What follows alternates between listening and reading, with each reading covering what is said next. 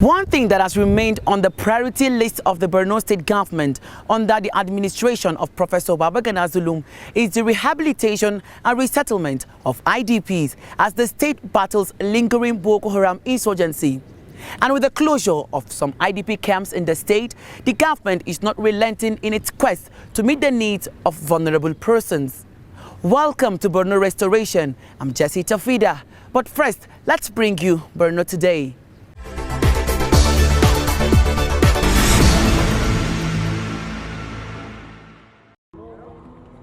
Nigeria is highly susceptible to disruptions in the global economy due to the humanitarian crisis bedeviling the country and recently the outbreak of the COVID-19 pandemic. Available data shows that over 80 million people now fall within the class of those suffering extreme poverty in Nigeria, representing almost 40% of the country's population of over 200 million. At this hall are economic experts from across the country. They are here to chart workable means of overcoming the economic challenges facing the nation. They will also brainstorm on economic inadequacies which affect the growth and development of the country with a view to evolving a pragmatic solution. It has become a matter of strategic imperative for the state and local governments across the country to vigorously and independently pursue the idea of diversification of their local economies and also involve an effective and result-oriented tax regime. At the end of this program, a communique will be issued, which will be forwarded to the National Economic Council, whose chairman is the Vice President of the Federal Republic of Nigeria. Peace has returned to Borno State, and people are coming to showcase what is happening in Borno. At least it will boost the image of the state. Speakers at the meeting see the crisis in the northeast region as one of the biggest challenges the country has to deal with so as to grow its economy. They believe that the challenge can be surmounted through effective collaboration between government and other sectors. There are oases of positivity in a lot of things that are happening here. Our universities will always relate with them either in the production of the personnel or in research. We are working together to alleviate suffering and save lives of people affected by 12 years of conflict in the 3 states in a comprehensive and sustainable manner. The theme of the 20th edition of the Economic Summit is Managing the Nigerian Economy for Sustainable Development in a Challenging Environment.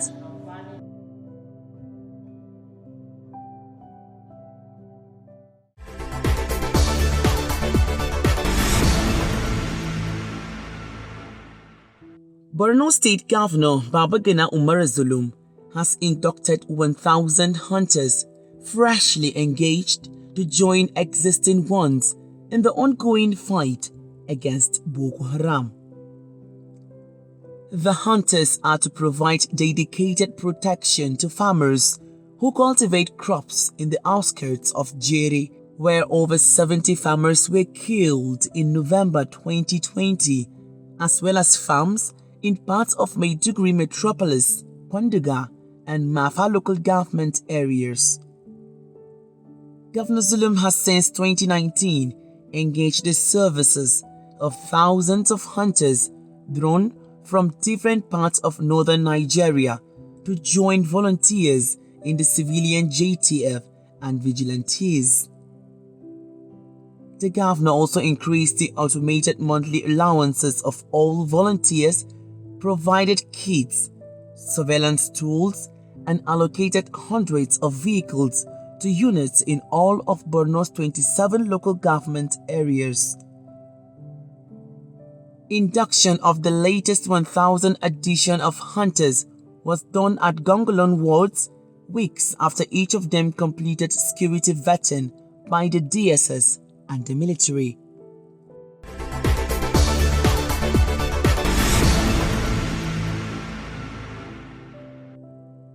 President Mohamed Bazoum of the Republic of Niger has decorated Borno Governor Zulum with the country's second order national honor the equivalent to GCON in Nigeria's ranking of national honors.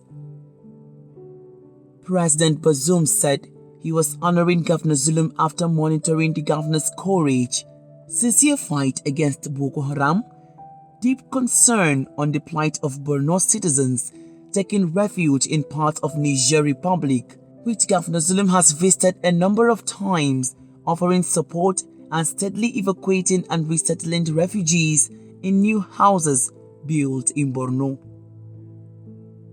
The decoration was performed in Zidar as part of event lined up by the federal government of Niger to celebrate the country's Independence Day.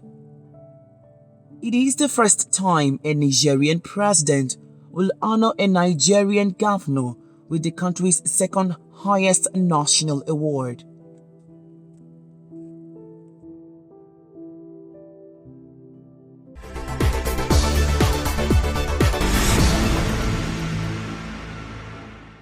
Borno State is one of the states in the northeast most affected by the Boko Haram insurgency, causing serious humanitarian crisis.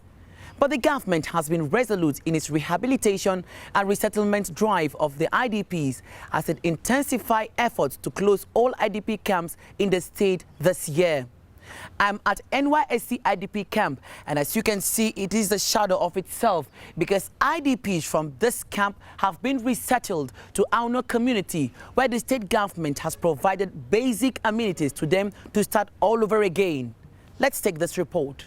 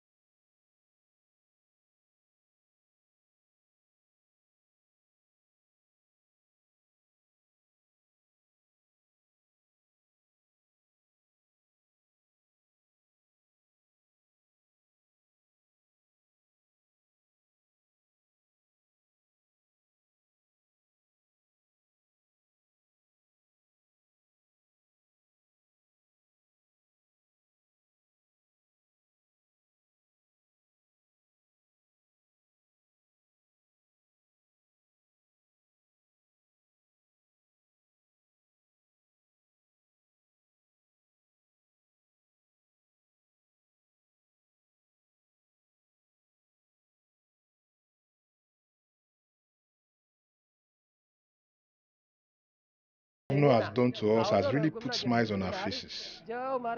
We never thought such a time would come for us to be resettled back to our places of abode. After all we went through, I sincerely want to appreciate Governor Babagana Zulum for bringing us back home. We are hopeful to start our lives back again.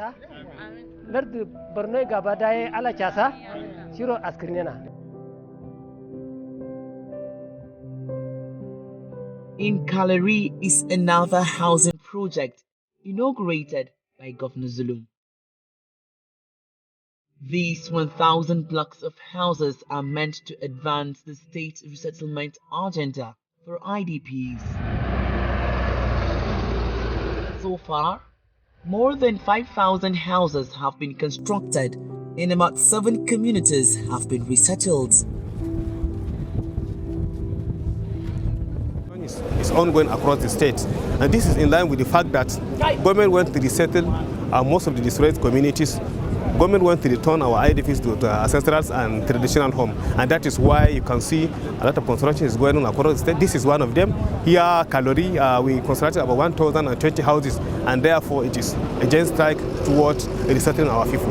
Well, we are so far able to resettle about 7 communities. That's cut across Marte, about 1,200 households. We have also resettled Baga, the major fishing town in Borno State. We have also resettled Benki town, which we brought some refugees from Cameroon and some IDPs in Meduguri and Bama.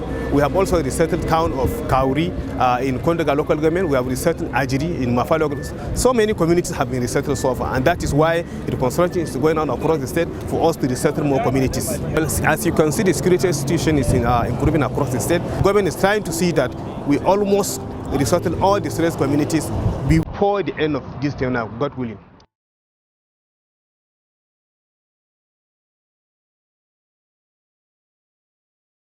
With the success recorded so far, Governor Zulum is not resting on his oars.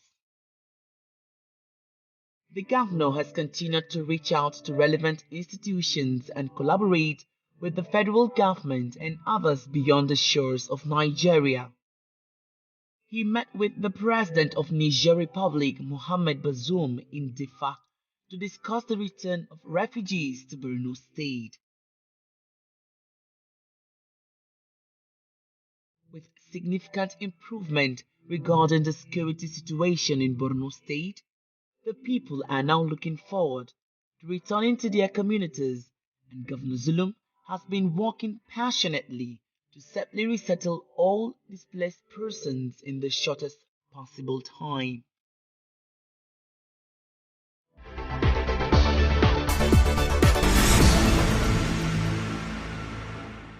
As the Borno State government continued to intensify efforts in its resettlement and rehabilitation of IDPs, victims of insurgency and ravaged communities, join me as I engage the Director General of the State Emergency Management Agency, Yaba Okolo, on how this initiative has impacted vulnerable persons in the state.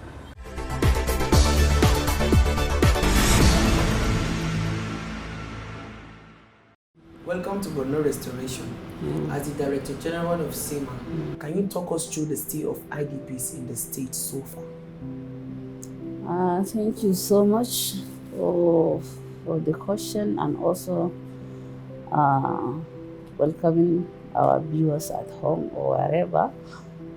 So far so good. The state of the IDP, in some IDP camps, they have stayed as long as almost close to a decade. Some have stayed almost 7 years, and we observe that this they are staying without closing, ensuring protracted conflict, and without developing any other framework or alternative for them is not sustainable for both government, international donor partners, and others.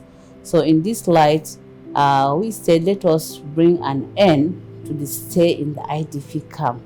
If you observe government, especially of Professor Governor Umara Zulum MNI, since he assumed office, his passionate, clear desire is to see that IDP have returned to their either ancestral home or where it is relatively safe.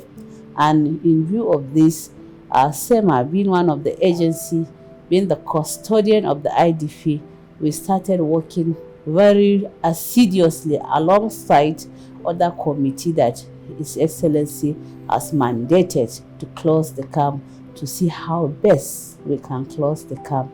And the closure of the camp now, it is two-edged sword. One is to ensure that IDPs, since they have developed resilience, they have survived, developed resilience beyond the imagination of human thinking. So it is very important for us as professionals, experts in different fields, to see that beyond the resilience, what happens next? The next level is for them to lift themselves out of poverty and also develop dignity in their ancestral home, neutral location, or community or host community integration. So now is for us to see that they sustain themselves and also ensure that these IDPs, internally displaced persons, now we call them returnees or returning IDP to their ancestral home, to have what they do as livelihood opportunities, and also to have others, especially basic facilities that will ensure their survival and dignified living, as encapsulated in some of the UN guiding principles of return and also the Kampala Convention. Now, we'd like to know how many IDPs has the state host since the beginning of the insurgency? From the northeast, where the conflict has ravaged the sub-region, and from all the statistics, that of Borno State is very alarming. We are the epicenter, and so far so good. From the 2 million IDPs that have been quoted by partners and other government MDAs that are responsible for statistics, almost 80% is from Borno State. And out of the 80%, officially, in the official camps, we have 1,238,780 internally displaced persons under the custody of SEMA. And apart from these ones, we also have 14 recognized large host community IDP camps like Bushari, A2E, Cheskon, Garba Buzu, Muhammadu Buhari. Behind the mega school, we have places like Haruna Halana, we have El Meskin, and few others that are officially recognized, and they are quite huge in number, that are integrated already in the host community. Okay. Yes. Now, what support has the Borno State government given to these IDPs since their stay in the state? Since their stay in the state, the IDPs, they have enjoyed tremendous support from the state government. The state government, for instance, typically in the feeding arrangement, the Federal Republic of Nigeria, through the MDAs operating in the state, like NEMA, like Northeast Commission, like Refugee Commission, you observe that in the feeding arrangement, NEMA is to provide the assorted grains, and the state government is to give them the condiments. So you can see in the feeding arrangement is only one aspect of the calm living, and we have other vibrant 14 working sectors to ensure that IDP live in very good conditions even in the camps. For instance, health working sector, education working sector, where we have education in the box. We also have education in the container before we even graduated to the level of having education in emergencies, where when you go to the camps, you will observe that we have learning spaces like schools in the camps where we provide education.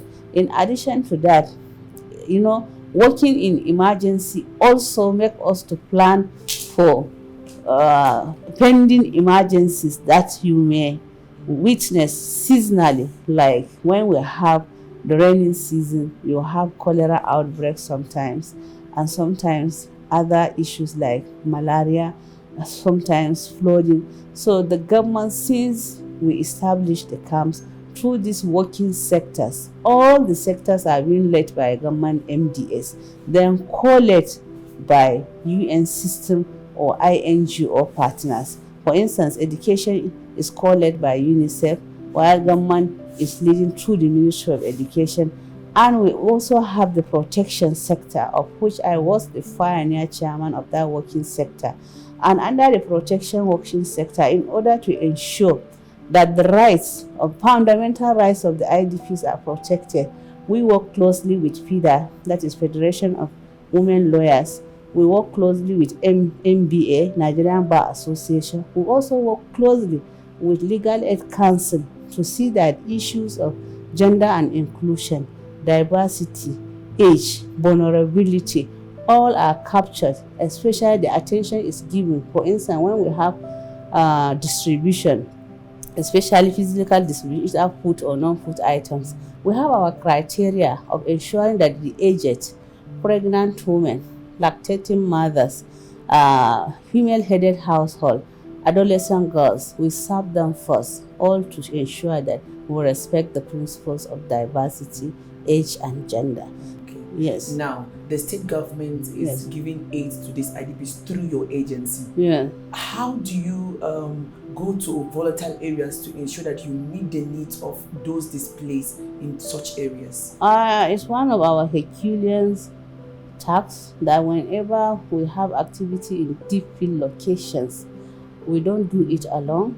Luckily enough for us, we have one small group like task force that is called civil military relationship. Then we go and look for military assistance. We usually seek for heavy escort, and they always advise us that when we have a lot of food items or not food items, we need to break the convoy. Like they will not allow more than 15 trucks at a go, so that they will give us adequate security cover, about 4 or 5 gun trucks and other heavy machineries, that in the event of any attack, at least we are protected. And witnessed a lot of attack. If you remember, we were even attacked along the convoy of His Excellency. So you can see how threatening it is when you want to deliver, especially aid in deep field location. And sometimes we use the reference maps. You can see in my office all over reference maps. The maps are sometimes indicating areas that are inaccessible, like Guzamala, like Abadam. So that's why if you observe IDPs from Abadam, in the spirit of respecting the Kampala Convention and other UN guiding principle of return, we didn't take them to Abadam. Deliberately, we took them to Auno. We feel that it is relatively safe. So wherever we are having distribution in those locations like Baga, like Manguno, Kala Balige, Dikwa, Ngala. Dikwa is even better. Ngala, Dambua, we are not finding it easy. So we always seek for heavy escort to go and deliver aid. And you know, the leadership has also gingered us to be very courageous. So you see the governor himself is going through all these difficult terrain, all these risky, high risk locations. They are labeled as high risk. You know, we have our labeling yellow, red, and also green. So far for now in Borno State, the green area is southern Borno.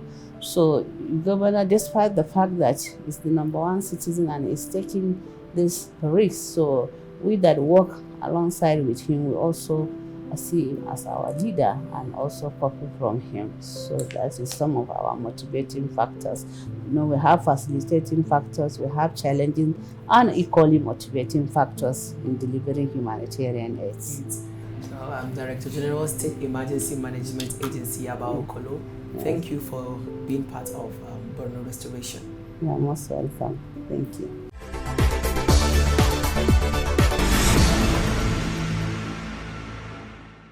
And that's That's our package on this edition of Borno Restoration. Thanks for watching. And from the closed NYSC IDP camp in Maiduguri, I say, see you next time. Bye-bye.